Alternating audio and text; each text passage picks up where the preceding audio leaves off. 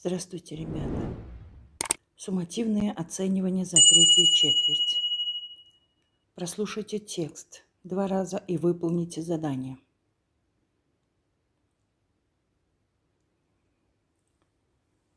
Вы должны соотнести события и части текста.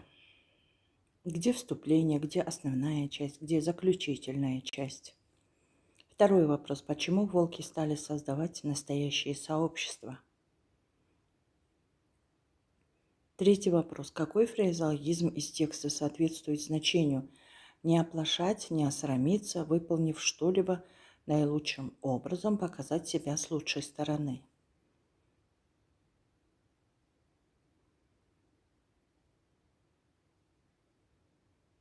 И вот ответы на эти вопросы. Вступление. Неожиданно в небе послышался вдруг странный гул. Основная часть. Ни одному из их волчат не удалось выжить. Заключительная часть. Акбара и Ташчайнар повели своих щенков на первую для них великую охоту на сайгаков. Второй вопрос. Ответ С. Третий. Не ударить в грязь лицом. Четвертый. Для пополнения плана мяса с дачей. Пятый вопрос. В. Ответ. Шестой. Проблема экологии. Взаимоотношения человека и природы. Отношения человека к природе. Говорение. Ребята, вы должны построить аргументированное высказывание с элементами описания или повествования на тему «Вода – символ жизни». Используйте для этого инфографику. Включите в высказывание личные впечатления и наблюдения, подтвердите примерами, соблюдайте орфоэпические нормы. Вода – символ жизни.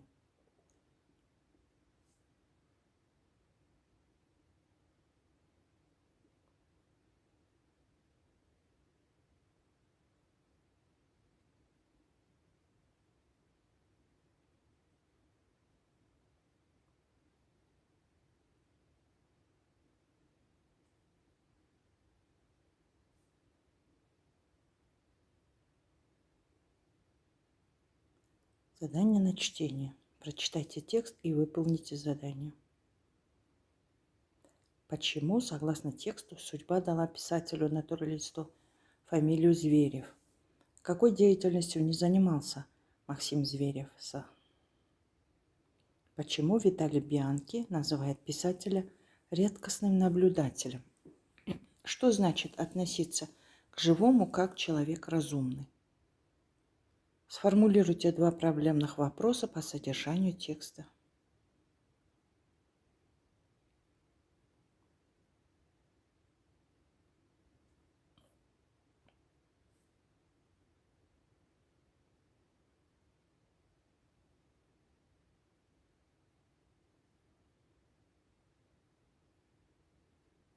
И последнее задание – это письмо.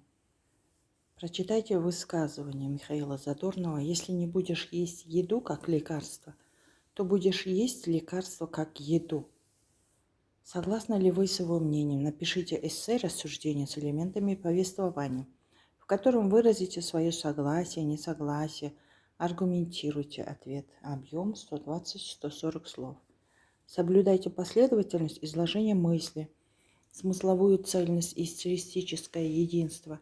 Используйте деепричастные обороты. Пишите в соответствии с нормами языка.